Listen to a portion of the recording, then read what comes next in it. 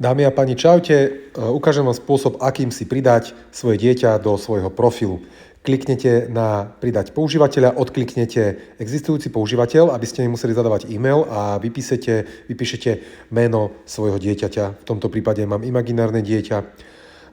Následne dám pridať používateľa. Viem si prepínať medzi svojím profilom a medzi profilom svojho dieťaťa. Môžete vyžiadať, vypísať kód skupiny, ktorý je Good Vibes CrossFit, všetko spolu a všetko malým. Následne vieš svojho potomka krásne prihlasovať, napríklad na lekcie Kids CrossFit. Takisto aj odhlasovať. Vždycky ti vybehne notifikácia, dokedy ho vieš z danej lekcie odhlásiť. Opäť, ako si prepnem na svoj profil, bum, klik, vybavené.